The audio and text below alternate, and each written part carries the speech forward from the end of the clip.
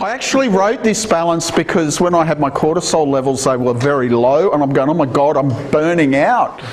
Because I thought I'd better write this balance. Hugo ist praktisch Kommentar gleich dazu. Und das ist so zustande gekommen, dass ich gemerkt habe bei mir selber, dass meine Cortisolspiegel absackten. Und dann haben wir gedacht, ich muss was für mich tun, ich muss die Balance kreieren, um mir selber zu helfen.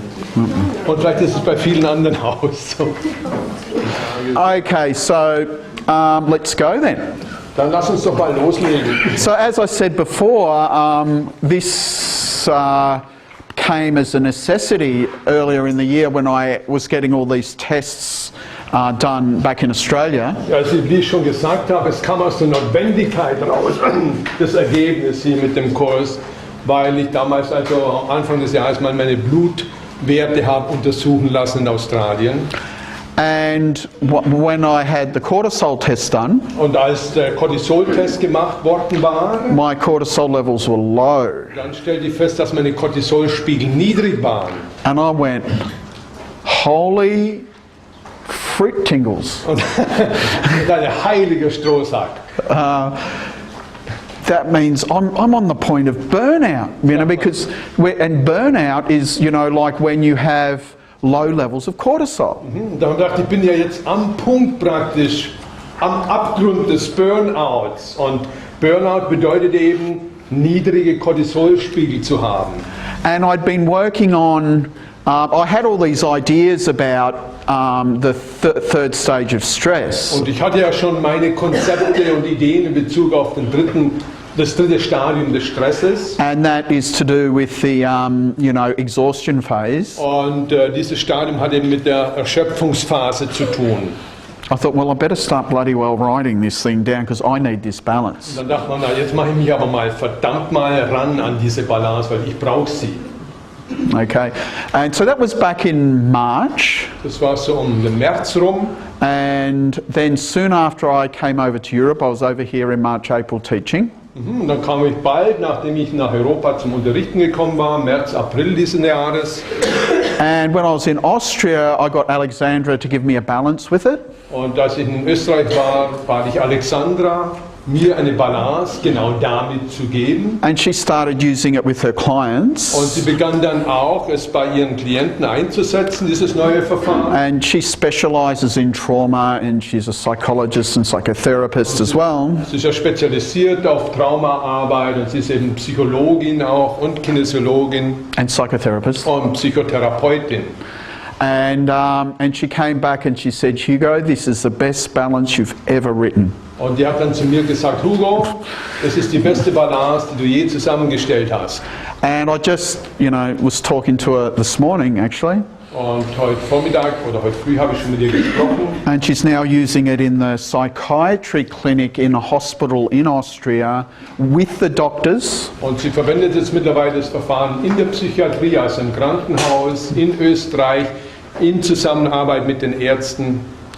And with trauma patients. Und arbeitet damit mit Traumapatienten.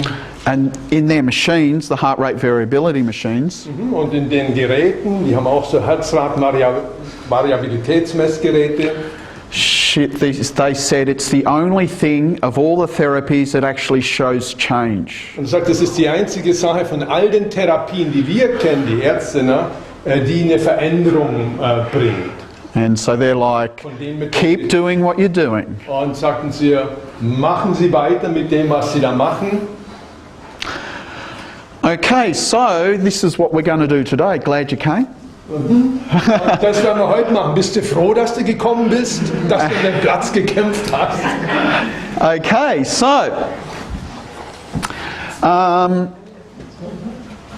first I'm going to talk about what I call the 4 stress stages. Zuerst möchte ich mal über die 4 Stressstadien, so wie ich sie bezeichne, sprechen. Or the 4 stress states. And so they're the 3 stages of stress and no stress. Also es sind dann 3 Stresszustände und der 4. oder ein weiterer ist dann kein Stresszustand.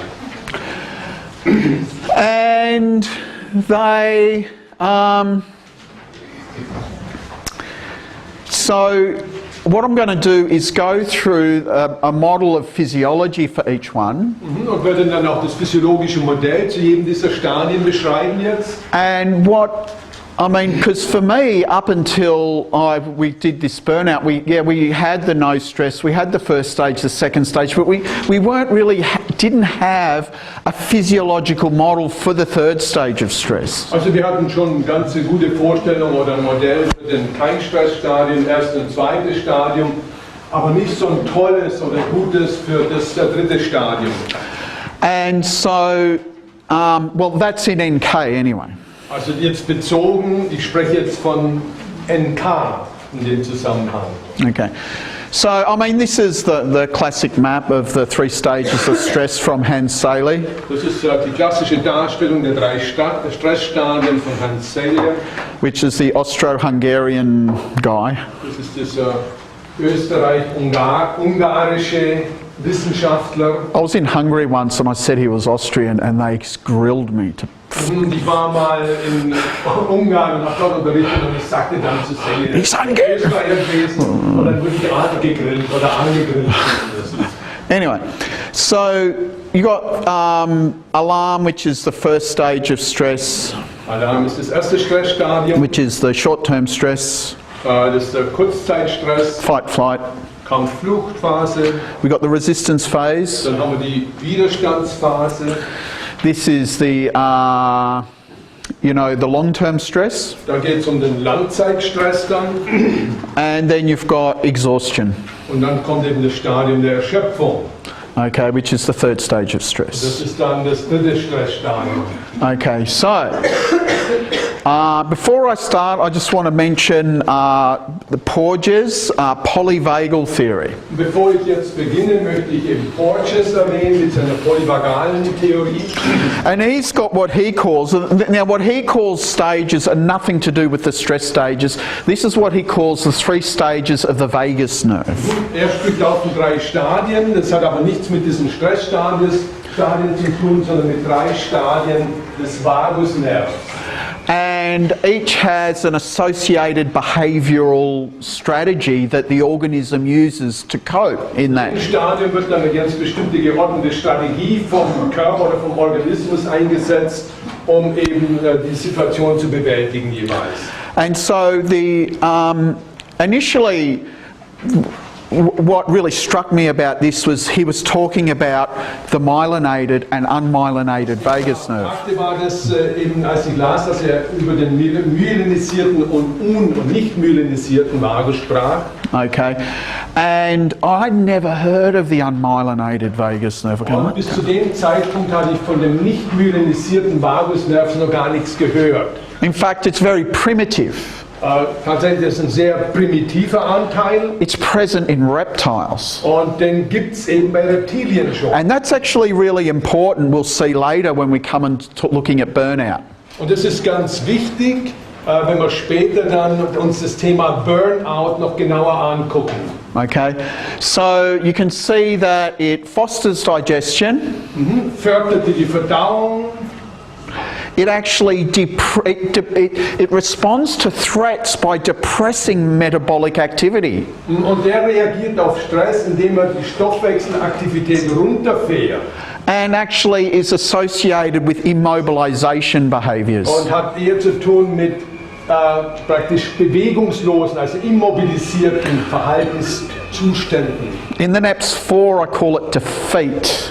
Und als im NEPS 4 spreche ich dann eben von quasi von der Defeat ist praktisch Niederlage, Unterwerfung oder so. I give up.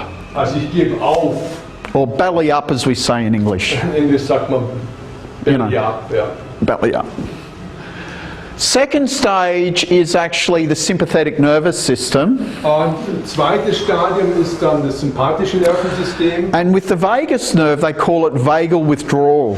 Und in Bezug auf den Vagusnerv wird dieses Stadium als den Vagusrückzug bezeichnet. So the vagus nerve withdraws from activity. It stops functioning. Also der Vagusnerv zieht sich aus seinen Aktivitäten zurück. Das heißt, er hört auf mit seinen Funktionen. Er stoppt seine Funktion.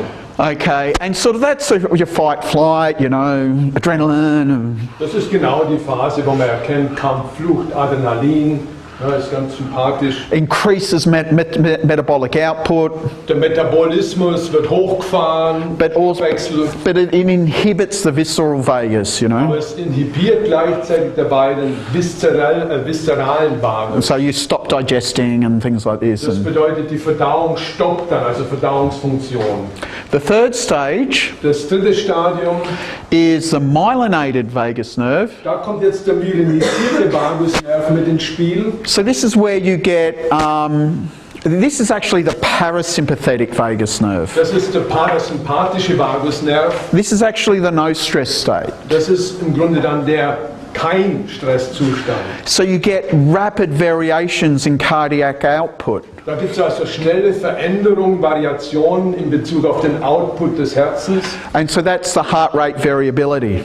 Das kann man dann sehen an der Herzratenvariabilität, wenn man die misst. Okay, and so that's why those heart rate variability machines are actually very good, because they actually measure how well your sympathetic and parasympathetic nervous Das sind systems die work. Punkte, die gut ins Spiel, also diese Geräte, mit denen man die Herzratenvariabilität messen kann, weil da sieht man dann auch, wie gut Sympathikus und Parasympathikus zusammenspielen. Okay, so the other thing is, of course, that's the cardiac system, but also all over your visceral nerves and visceral organs and glands, you'll get a very good variation and function in them as they should.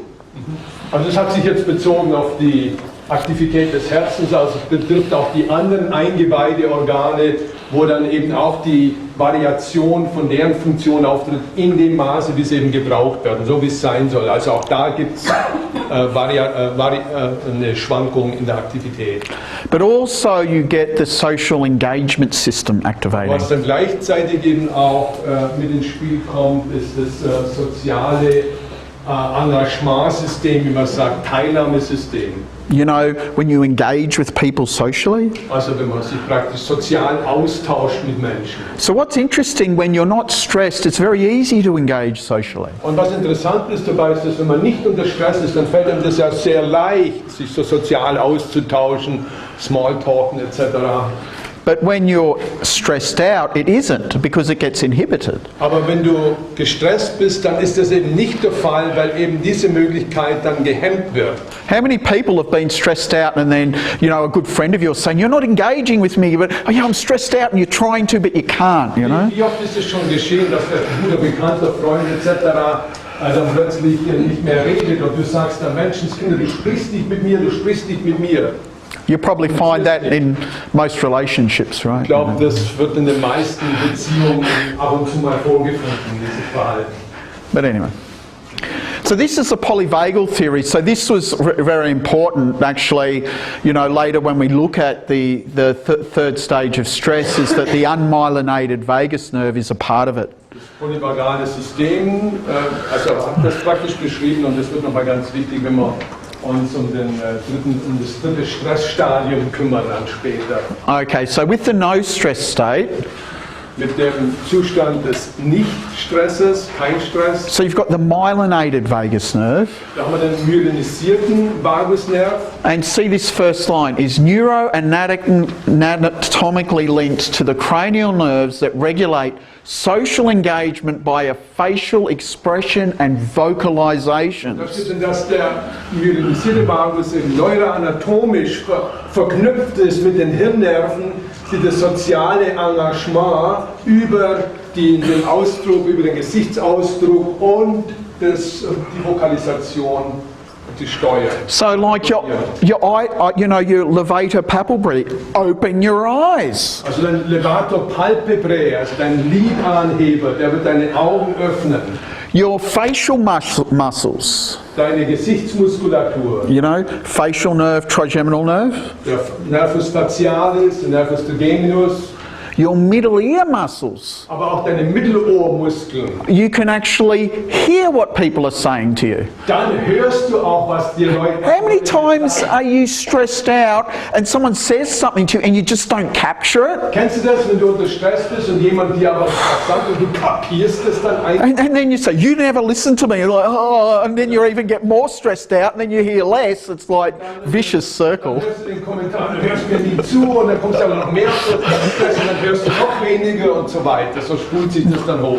Muscles of mastication, like eating. Dann die Kaumuskulatur, wie beim Essen. How many people are really stressed out feel like eating a big fat meal? Wie viele von euch haben Stress, wenn sie eine fette Mahlzeit zu sich genommen haben? I must be able to inhibit that because, you know, like I can be really stressed out and I can still eat a big meal, so I don't know. Ich kann das scheinbar irgendwie hemmen, diese Reaktion, weil ich kann unter Stress sein und immer noch ordentlich, eine ordentliche Mahlzeit zu mir nehmen. Then we've got the laryngeal and pharyngeal muscles, so they're the muscles of vocalization and language. Da haben wir die Pharynx- und Larynxmuskulatur, also das ist praktisch die Muskeln für die Vokalisierung und Sprache. And then also the neck muscles, Und die Halsmuskulatur, the social gesture and orientation. also soziale Gesten dabei, Gebärden und Orientierung. It'd be interesting with people who've got, you know, issues with their neck writing reflexes, how that would be affected, Es ist you ganz know. interessant mal zu gucken, wie das ist bei Leuten, die ein Problem haben mit ihrem Nackenstellreflexen. So all of these regulate our social engagement and they're all connected to the myelinated vagus nerve. Das reguliert das soziale Engagement und werden alle reguliert durch den myelinisierten Vagusnerv. So now the myelinated vagus nerve actually comes from the nucleus ambiguus in the medulla. Myelinisierte Vagusnerv hat seinen Ursprung im Nucleus ambiguus in der Medulla oblongata. And so it connects, so the nucleus ambiguus connects with all your nuclei for your cranial nerves that regulate social engagement. Und der Nucleus ambiguus, der steuert dann wieder all diese Hirnnerven, die eben soziales Engagement, und auch Sachen, die mit dem Gesicht zu tun haben, die sollen soziales Engagement steuern. But also parasympathetic innervation Auch die parasympathische Innervation, of other parts of all your visceral organs and glands. die parasympathische Innervation all der anderen Drüsen und Organe. So this is like your sinoatrial node in your heart for your heart rate.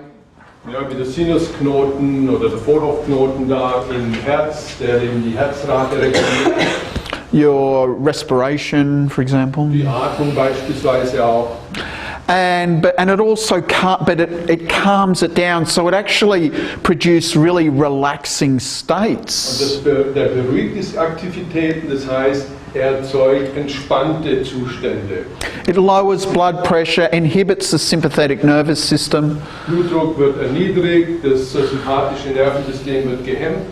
Okay, so the things that you've got to do to look at that as far as kinesiology goes, Also was es da zu betrachten gilt, speziell in Bezug auf die Kinesiologie. and this is a little bit for the NK people. Und das jetzt ein paar Hinweise für die NK-Leute. You've got muscles of the face and neck, Du hast die Muskeln des Gesichtes und des Halses.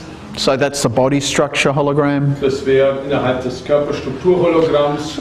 The nucleus ambiguus, Dann haben wir den Nucleus ambiguus. brain hologram. Das ist das Hirnhologramm. The myelinated vagus nerve, Der myelinisierte Vagusnerv. so it's brain hologram, pathology hologram, the nervous Das system, ist dann das Gehirnhologramm, Pathologiehologramm, Nervensystem. and also the parasympathetic nervous system, Und das same. parasympathische Nervensystem, also für die Kundigen unter euch, die entsprechenden NK-Kurse. Okay. So the first stage of stress, Das erste Stressstadium you've got the sympathetic nervous system. haben wir das sympathische Nervensystem, That's controlled from your PAG outputs, hypothalamus, wird kontrolliert von den PAG-Outputs, vom Hypothalamus and also adrenaline from the adrenal medulla. und auch Adrenalin von der Nebennieren. And you've all had experiences of adrenaline, right? You know. Und ihr habt alle eure Adrenalinerfahrungen sicher gemacht. But you can tell when someone's going into that Aber man kann schon sehen oder feststellen, wenn jemand da reinrutscht in so eine Phase, because the response is actually fight-flight. weil die Reaktion, die dann resultiert daraus, ist die Kampf-Flucht-Reaktion. And usually you cannot do either. Und in der Regel, you cannot do either. You can do either. Okay. In der Regel ist es so, dass du beides machen kannst. You can go into the fight, which is irritated. Also du kannst in den Kampf gehen, da bist du also aufgebracht, das wird irritiert. Oh, you're giving me the shits, man. You know, when you're irritated. We say that in English. I wasn't talking to you. Wenn du ganz aufgebracht bist, dann kannst du schon ganz schön unerträglich sein. Das meint er damit. Yeah, see, and he got irritated. What, you said that to me? You Ich hab's persönlich genommen. yeah, I did. So what? You know. Of course, later it goes to anger and rage. Und natürlich nach und nach geht es dann über in Zorn und Wut, ne, wenn sie steigert. Or you can go into the flight. Oder es kommt die Fluchtkomponente ins Spiel. So it's things like anxiety. Some people get anxious. Ja, da geht es vielleicht mit sich besorgt fühlen. Or you can go into avoidance behavior Oder in Vermeidungsverhalten. or fear. Oder dann eben in die Angst. So with kinesiology, In Bezug auf die Kinesiologie we'd be doing naps, hormones and balancing the nervous system again. machen wir ja die NAPs dann dazu und die Hormon, Hologramm und Pathologie des Nervensystems etc. The second stage of stress, Das zweite Stressstadium, this has got nothing to do with the vagus nerve. das hat gar nichts mit dem Vagusnerv zu tun. It's all about cortisol. Da geht es nur um Cortisol. But it'll be interesting because we'll look at, you know, cortisol, we go, oh yeah, cortisol, second stage of stress, that's So bad. Stressstadium und so. But actually we have a rhythm, daily rhythm of cortisol. Es ist tatsächlich so, dass eben es so Tagesrhythmen gibt in Bezug auf den Cortisolspiegel. And it actually does have some positive functions in our body. Und um es nochmal klar zu machen, Cortisol hat positive Wirkungen in unserem Körper, nicht nur die negativen. But when our cortisol is low, that's actually not a good sign. Aber wenn dein Cortisolspiegel eben zu niedrig ist, ist es eben auch kein gutes Zeichen. So now let's get to the juicy bit, Jetzt kommen wir mal zum saftigeren Teil. the third stage Das dritte Stadium. of stress. Burnout, Stadium des Stresses ist der Burnout, PTSD, PTSD, also posttraumatische Stressstörung, trauma, Trauma anxiety disorders. und dann eben Angsterkrankung oder Störung. So let's have a look at what my idea for this is. Und schauen, lass uns mal gucken, was ich dazu für Ideen habe.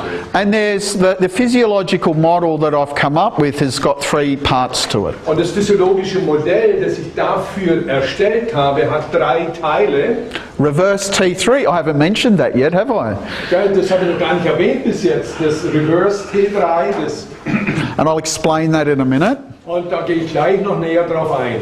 The unmyelinated vagus nerve Dann der nicht myelinisierte Vagusnerv and low cortisol or adrenal fatigue. und das niedrige Cortisolspiegel oder die Nebennieren, kann man sagen, Erschöpfung. Yeah. So basically our cortisol levels are low. Das bedeutet dann im Grunde ganz einfach, dass die Cortisolspiegel eben niedrig sind.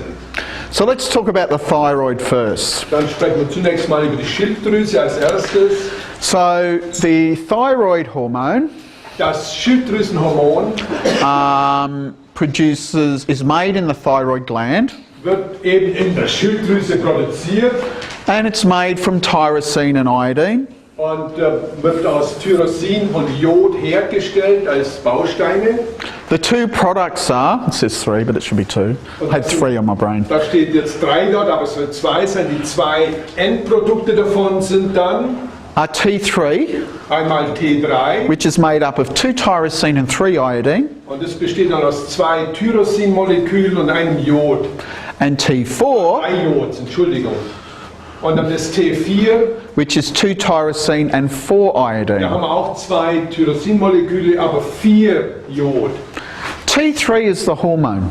Und T3 ist das eigentliche Schilddrüsenhormon. It has a receptor.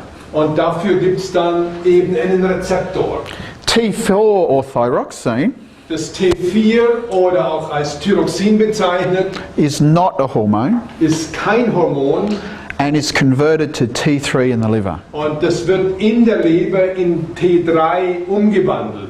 Okay. So just a little quick look at what happens in the thyroid gland. Mal ganz kurzer Blick auf was sich da abspielt in der Schilddrüse. You can see over here you've got this, this protein here called thyroglobulin, Also da ist das Protein, das Thyroglobulin. and you can see those little ring things there. They're tyrosine, Und dann siehst du das Geringelte dort, das sind die Tyrosine. and then they have to you get iodination, Und dann kommt eben die Ionisierung dazu. where either 2 or 1 iodine molecules get added. Und da werden entweder 1 oder 2 Jodmoleküle angeheftet an das Tyrosin. And then they get conjugated. Und dann werden sie konjugiert. Here, see, they get taken off and added on. Seht ihr, die werden dann so da weggenommen von ihren Stellen jeweils und wie aufeinander drauf gestapelt. And you see up here, this one's got 4 iodine, that's T4. This one's got 3, Da that's haben wir T3. 4 Jode dabei und das sind 3. Deswegen haben wir dann eben das T4 und hier das T3. 1, 2, 3. So interesting fact here. Also das ist ein interessanter... The enzyme that does this Das Enzym, das dafür eben vorhanden ist, has heme as a cofactor. in dem ist das Enzym braucht Häm als Kofaktor. For anyone who's interested in the Pyrrole disorder, Für jeden von euch, der interessiert ist an Pyrrol, an den Pyrrolstörungen, they could have low levels of heme in their thyroid because of it. das könnte durchaus sein, dass die in der Schilddrüse dann niedrige Hämspiegel haben.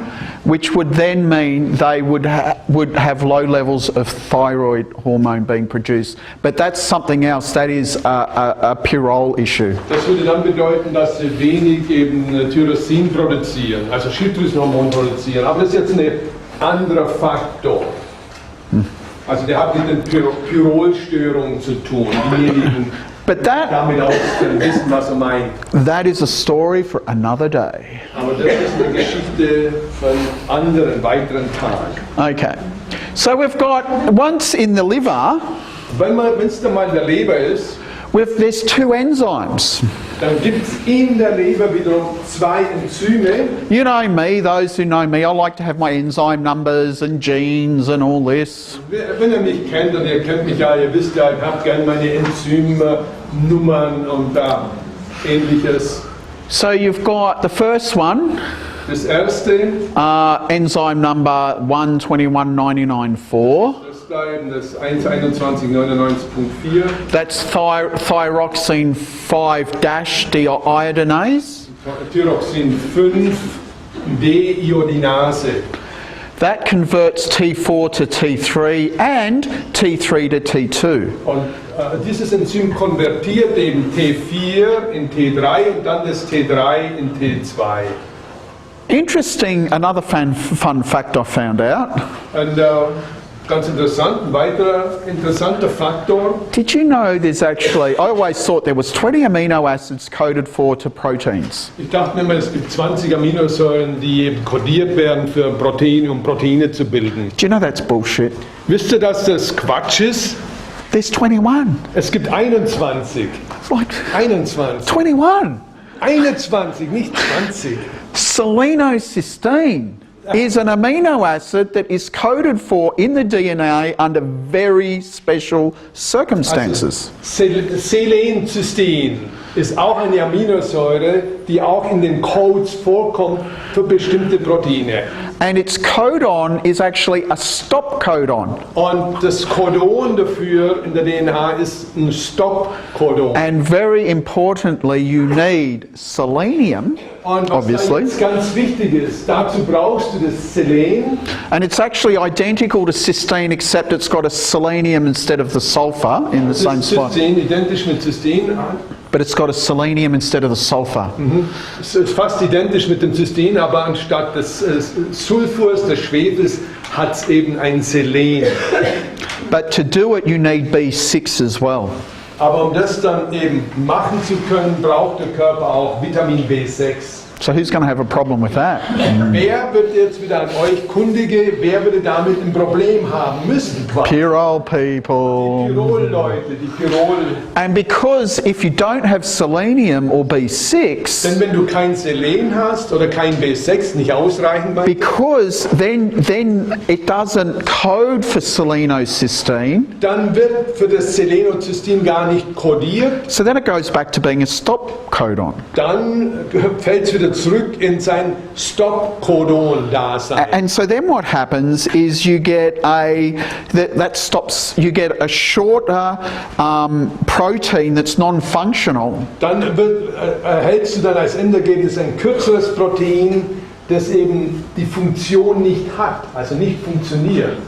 And so then you've like, so Und dann stehst du halt da und sagst, was jetzt?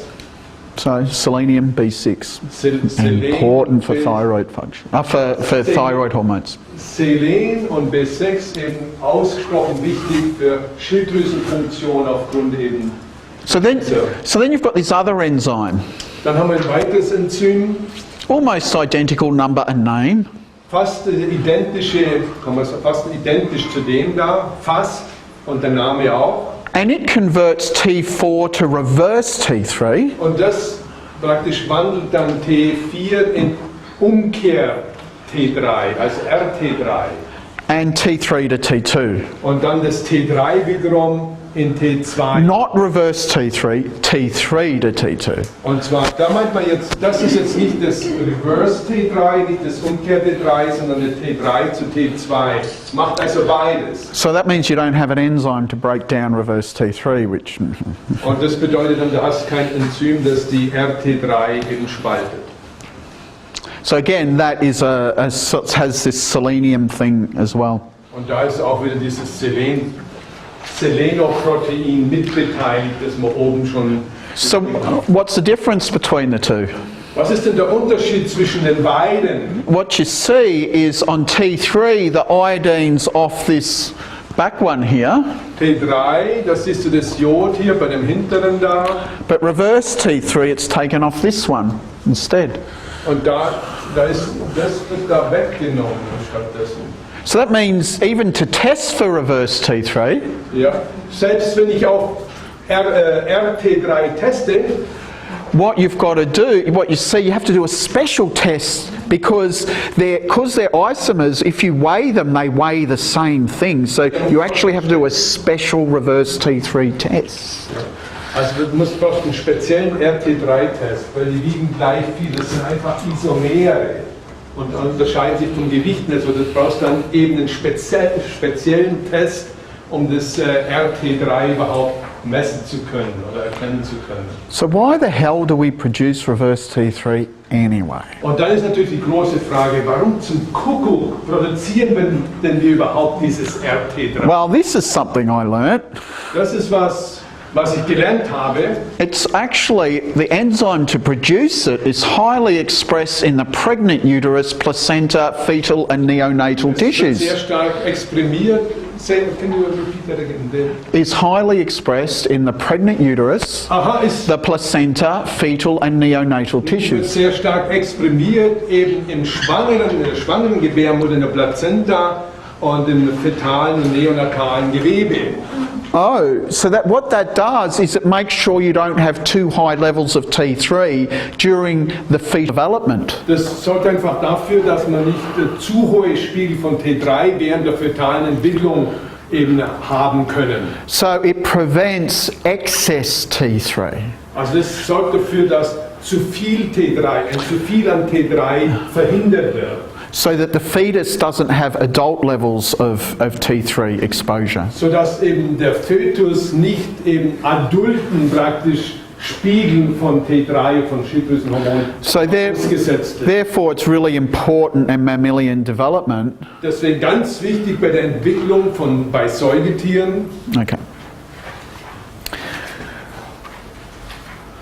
But we also produce it under extended periods of long-term stress. Wir produzieren es eben auch unter ausgedehnten Langzeitstressbedingungen.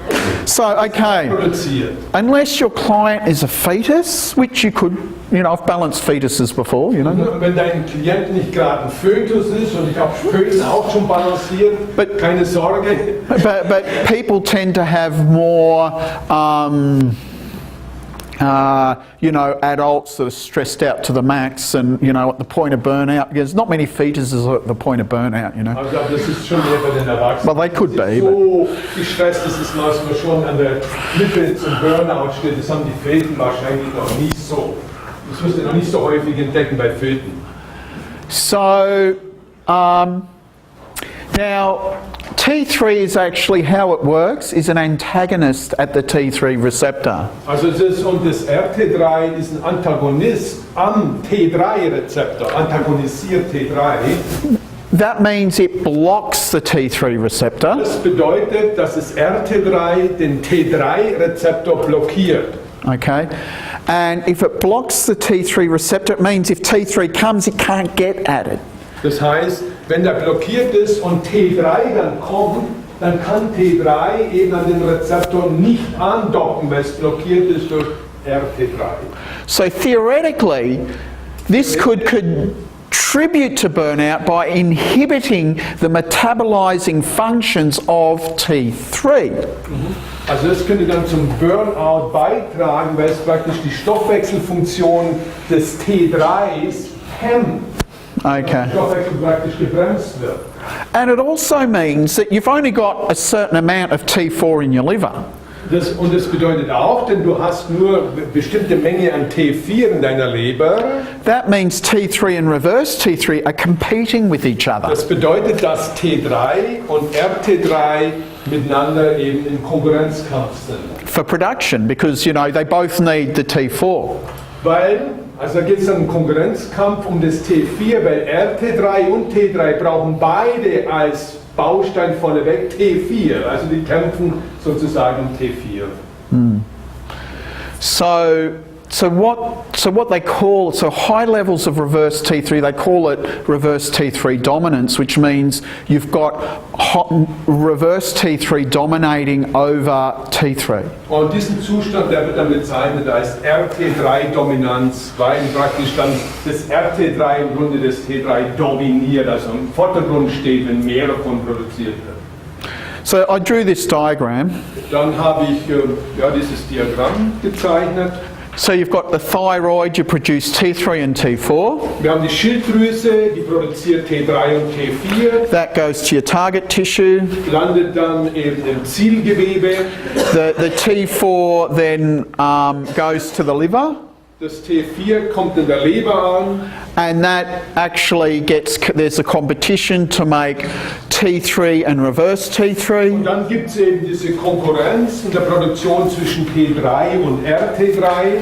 But the enzyme for reverse T3 only gets being produced under long-term stress for extended periods. Wird aber nur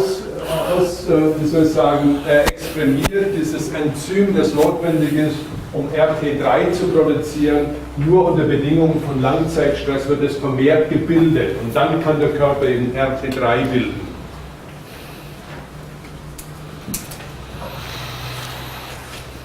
Okay? And so then they're all competing for the, in the target tissue where you have your T3 receptors, they're all competing, you know, to occupy them. Und dann gibt es natürlich, wenn jetzt T3 und RT3 beide da sind in hohen Spiegeln, dann gibt es eben diesen Kampf an einigen Zielzellen, an Zielgewebe. Wer macht das Rennen? Das RT3, geht das an die Rezeptoren oder das T3? Die haben beide den gleichen Rezeptor und kämpfen sozusagen drum.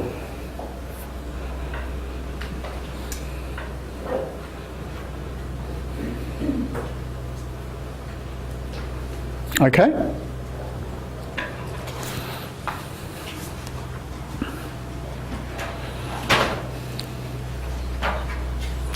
So you've got some information in your manual. So just quickly, what are the functions of the thyroid Das hormone? sind auch Informationen in eurem Skript drin und da ist ganz kurz eine Zusammenfassung der Funktion dieser Hormone. And, you know, what T3 does is it modulates oxygen consumption, T3 moduliert die Sauerstoffaufnahme, your metabolic rate, die Stoffwechselrate, and metabolism of lipids, carbohydrates, proteins, Lipidstoffwechsel, Kohlenhydratstoffwechsel, Proteinstoffwechsel and also synthesis and degradation of growth factors and hormones. und auch die Synthese und den Abbau von Wachstumsfaktoren und anderen Hormonen. Okay, and so basically the thyroid hormones are important for cellular differentiation and development, that especially in fetal life, and also metabolic pathways. Also hier sieht man schon, ist beteiligt in den metabolischen, in den Stoffwechselbahnen und auf der anderen Seite in bestimmten Phasen eben der fetalen Entwicklung. Okay. So they affect humans with behavioural, growth, cardiac output, gastrointestinal function, immune, oxygen consumption. Das sieht man ja, worauf sich eben auswirkt, das T3. Verhaltensveränderungen, Wachstumseffekte, Veränderungen eben des Outputs des Herzens und dann gastrointestinale Funktionen, die Aufnahme von Sauerstoff in den Geweben und dann auch innerhalb von Störungen in den Immunsystem. This is in your manual, but where T3, you know, low T3 or low T3 means hypothyroid. Also es steht in eurem Manual drin, aber niedrige steht nicht drin. Niedrige Spiegel von T3. Ja. And so you've got, you know, low metabolic rate, enlarged heart with reduced cardiac output. Das ist im Grunde dann eine Schilddrüsenunterfunktion und wir haben dann die Stoffwechselrate ist reduziert, also Grundumsatz, dann vergrößertes Herz mit reduziertem Output. Etc., etc. Typical hypothyroid Und symptoms. so weiter, dass die Körpertemperatur eben niedrig ist und das ganze Rattenschwanz, was darunter steht. Okay, now let's look at the unmyelinated vagus nerve. Jetzt schauen wir uns mal den nicht myelinisierten Vagusnerv an. So this depresses metabolic activity. Da wird die Stoffwechselaktivität reduziert, wird runtergefahren. And it's associated with what they call immobilization behaviours. So this is like not just freezing, but just inability, it's like collapsing.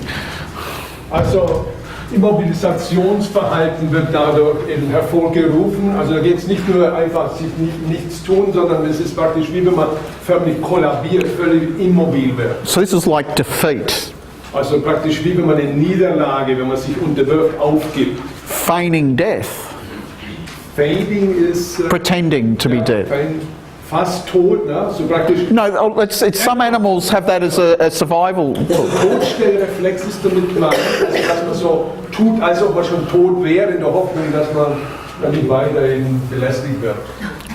Passive avoidance. Dann die passive Vermeidung.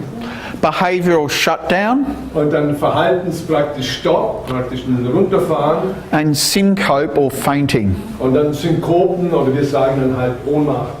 You also get reduced cardiac output. Reduzierte kardialer Output. But interestingly enough, another thing that happens is you've got reduced oxygenation of blood in the lungs. Aber was gleichzeitig auch passiert, ist eine reduzierte Sauerstoffsättigung des Blutes in der Lunge. Or hypoxia. Oder eine Fachbegriff dafür eine Hypoxie. Okay. Niedriger Sauerstoffspiegel. So with the cardiac rate, In Bezug auf die Herzrate. so, you know, the myelinated vagus nerve inhibits the sympathetic nervous system. Der myelisierte Vagus, der inhibiert das sympathische Nervensystem. But when you have a good heart rate variability, Aber wenn du eine gute Herzratenvariabilität hast, so for instance, if you're lying down, right, also wenn du beispielsweise liegst, and you stand up suddenly, und du dann plötzlich aufstehst, your sympathetic nervous system kicks in to increase the blood pressure and get everything pumping. muss natürlich sofort dein sympathisches Nervensystem einspringen und dein Blutdruck praktisch zu erhöhen, damit du verstärkt pumpst, wenn du plötzlich stehst, brauchst du mehr. But then your parasympathetic nervous system slows it down. Aber unser parasympathisches Nervensystem verlangsamt das. They call it the vagal brake. Und sie sprechen dann von der Vagusbremse oder vagalen Bremse. And so you can get rapid inhibition and disinhibition of the heart.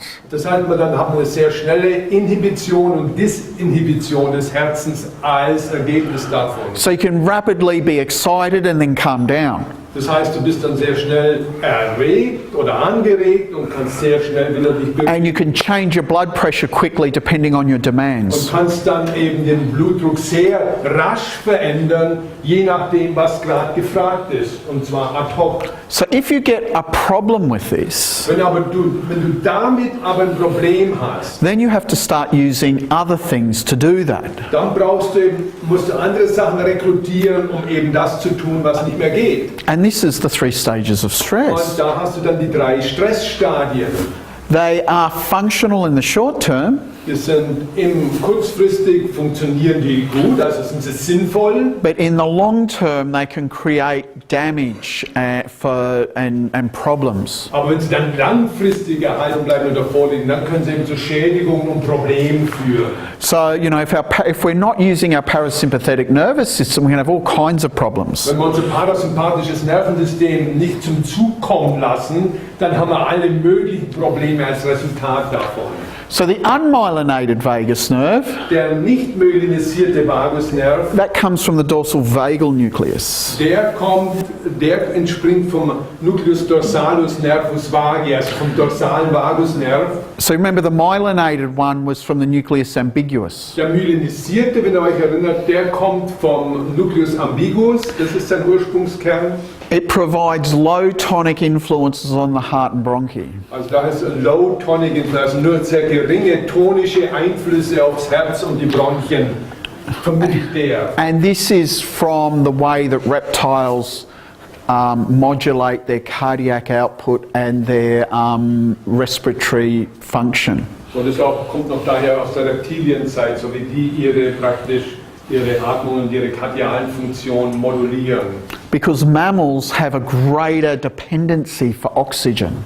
Weil Säugetiere sind sehr viel stärker abhängiger, haben einen sehr viel höheren Bedarf an. If without oxygen we produce way less ATP.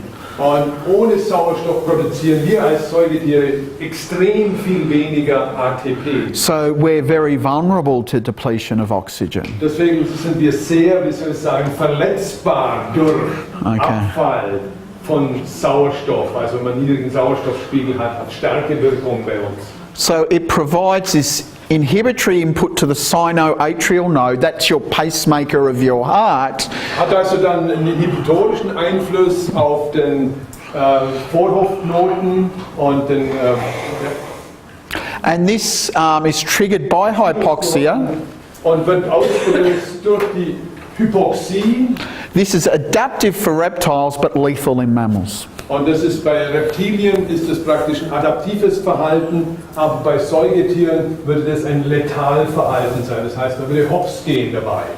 And so, I mean, if you're balancing a lizard or a snake or a turtle, okay, Wenn du jetzt zum Beispiel eine Eidechse oder eine Schildkröte oder was war das andere?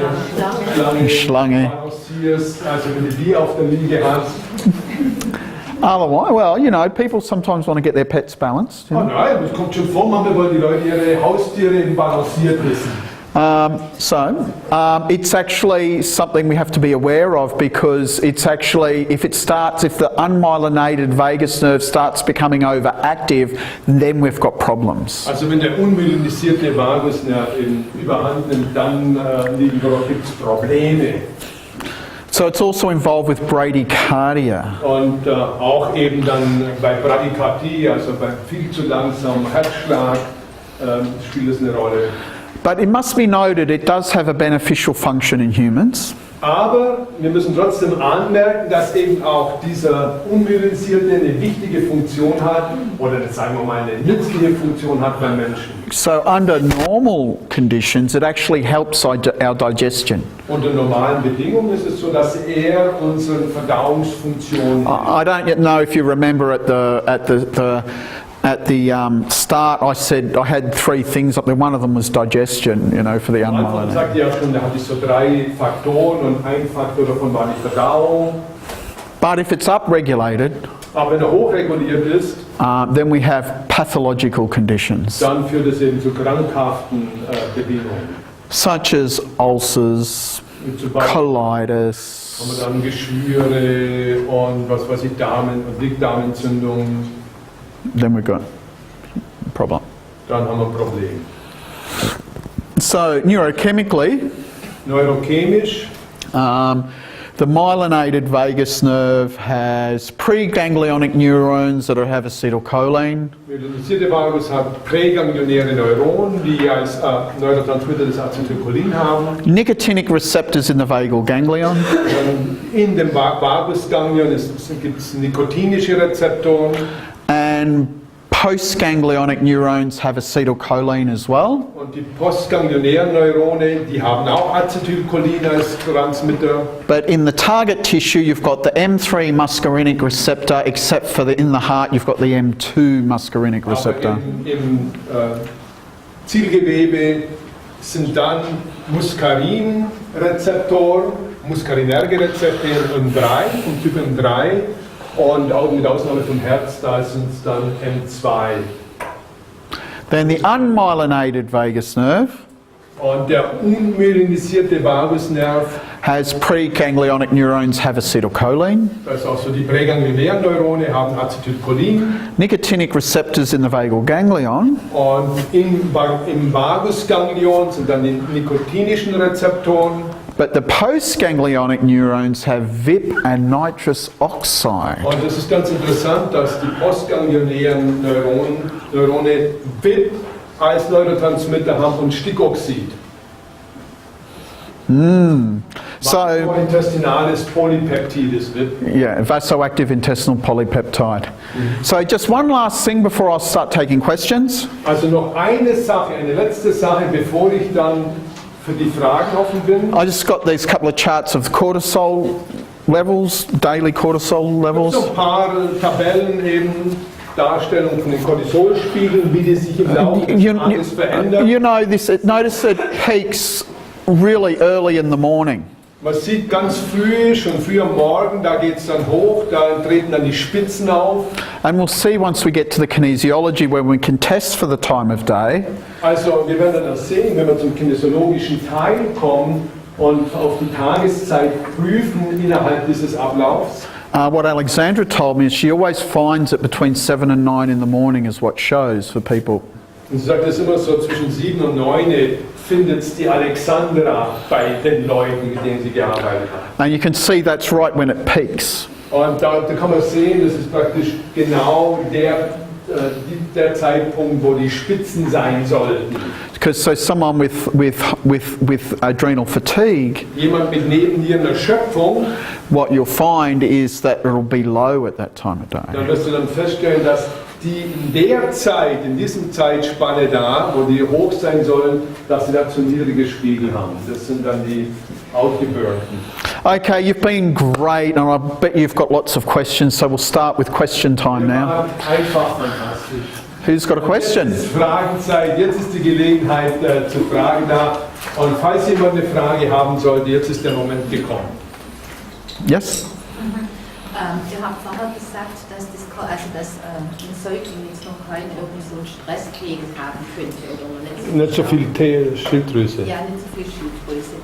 Aber es heißt doch eigentlich, dass der Stresslevel der Mutter eigentlich 1:1 aufs Kind übergeht. Das ist das eine. Das andere auch, dass sich ja epigenetisch unter Umständen auch schon in einem höheren Stresslevel, also T3, mitbringen könnte.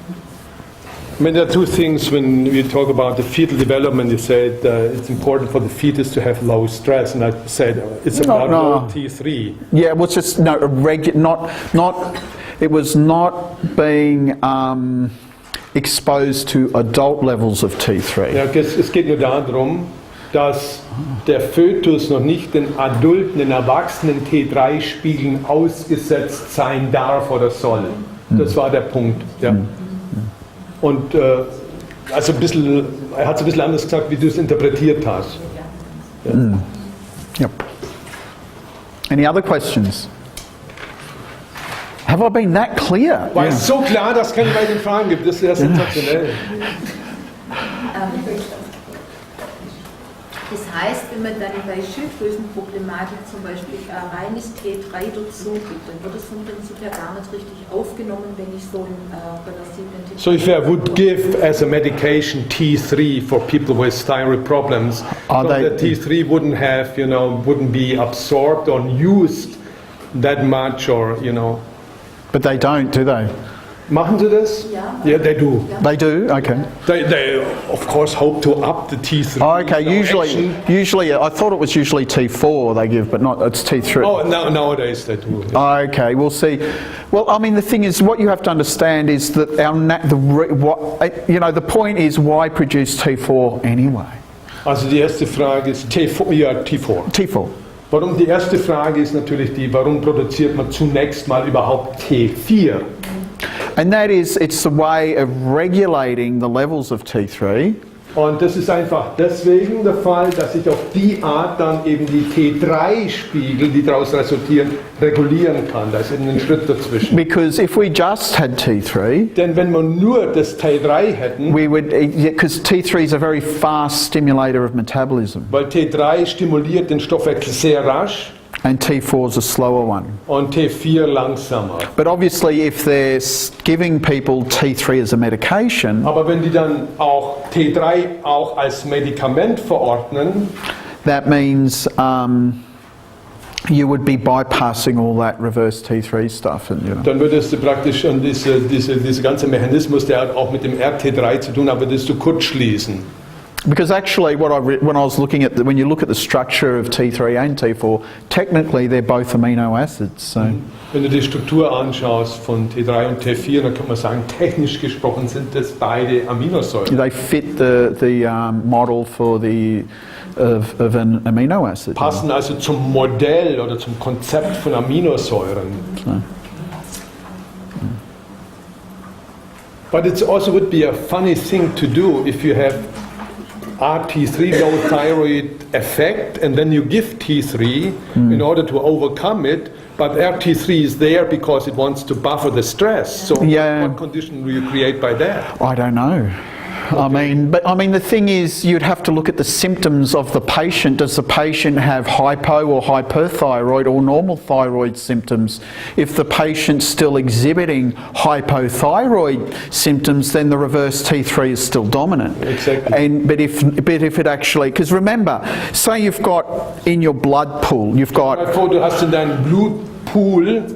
You've got certain amount of T3.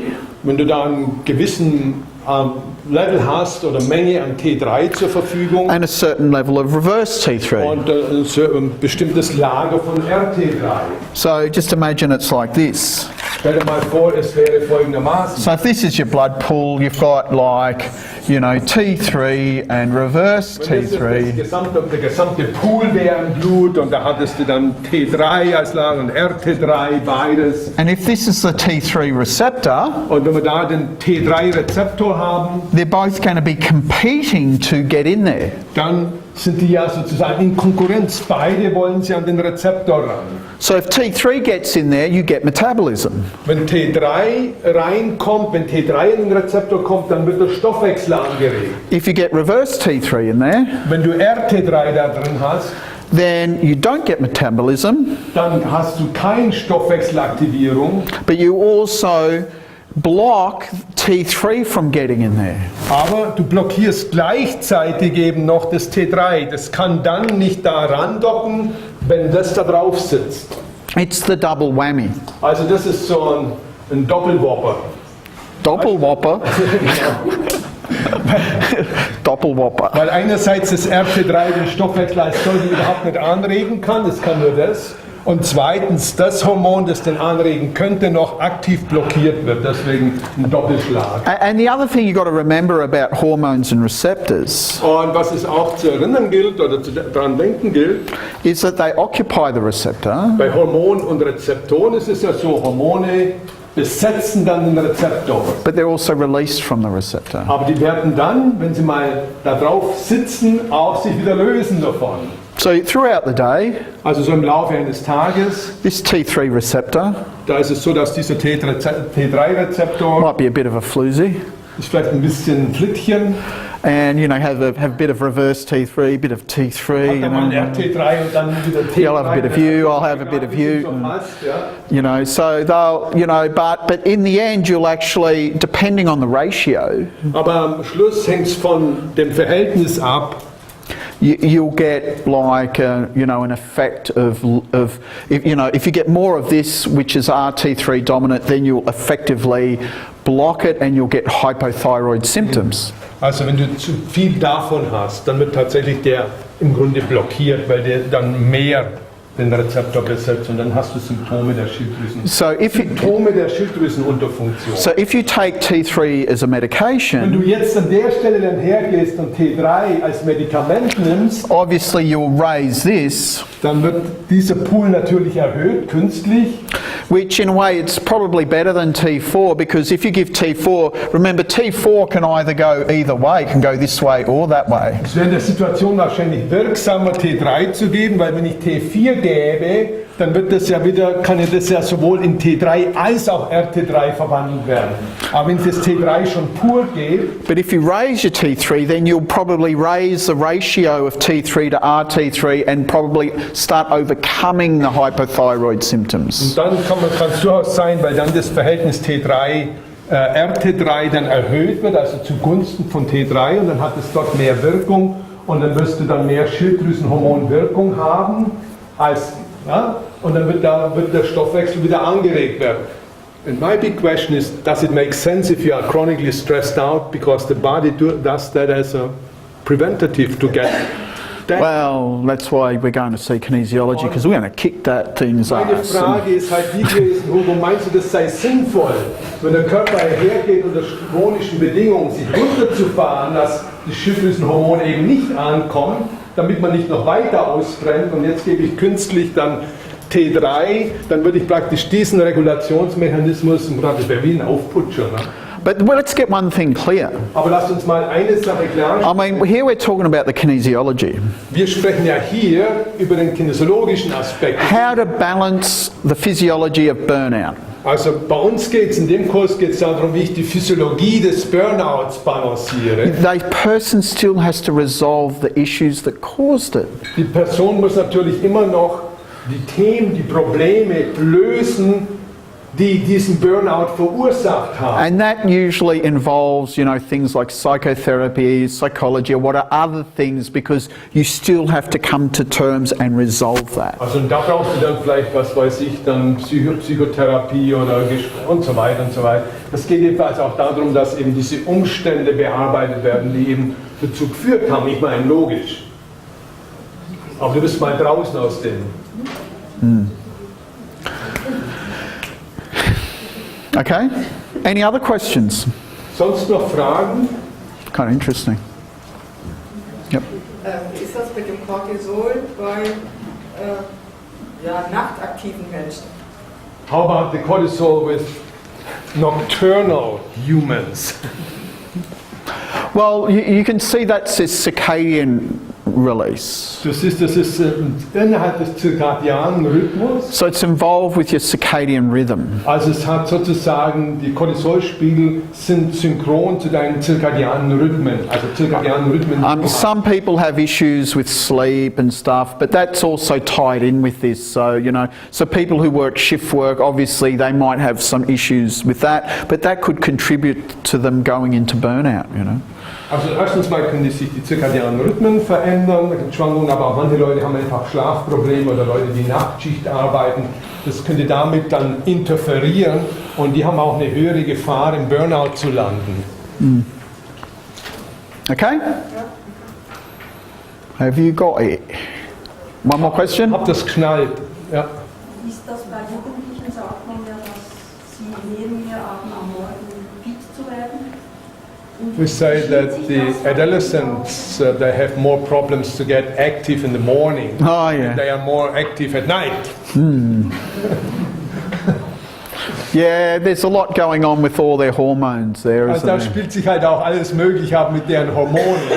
And it's probably more related with the changes going with puberty and things like that, I Hat would wahrscheinlich imagine. mehr zu tun mit den Veränderungen und Umwälzungen, die in der Pubertätsphase stattfinden. Ja, aber bei Jugendlichen ja der Melatoninausspiegel ungefähr 2 Stunden später ist. Also deswegen kommen die morgens nicht aus dem Bett. Und Was bei Jugendlichen, also bei jungen Welcher der Ausspiegel? Melatoninspiegel. Melatoninspiegel. Später, deswegen kommen die abends nicht ins Bett und morgens. Melatonin kicks in later with the adolescents. That's yeah. why they fall asleep later. And that's why I have problem then in the morning to get up. Und Yeah, well, that again, that's the circadian rhythm aber because, auch da gilt wieder, das ist auch wieder der zirkadiane Rhythmus, der you dahinter. know, melatonin is under the influence of the sympathetic nervous system, which comes from the suprachiasmatic nucleus, which receives input from the retina, so that's all part of that pathway. Melatonin ist praktisch Teil eines sympathischen, also vom Sympathikus, im sympathischen Nervensystem, Regulationsmechanismus, der dadurch aktiviert wird durch die Aufnahme des Lichtes auf der Netzhaut, die dann praktisch den suprachiasmatischen Kern im Hypothalamus sagt, wie die Lichtverhältnisse sind, und dann springt der Sympathikus an und macht was mit der Melatoninproduktion. But I mean, the whole question is, I guess, you know, like in shift workers and adolescents, do they have a difference in their daily rhythm of cortisol production? Also die Frage ist, bei den Leuten, Schichtarbeitern oder Jugendlichen, haben die da Unterschiede oder Schwankungen in ihren Tagesrhythmen, also in den Cortisol-Tagesrhythmen, oder sind die verschoben? And I don't know. Und das weiß ich nicht. We'd have to look that up if someone studied that. So something I don't know. In der Früh den Cortisol-Test machen und dann sieht man es.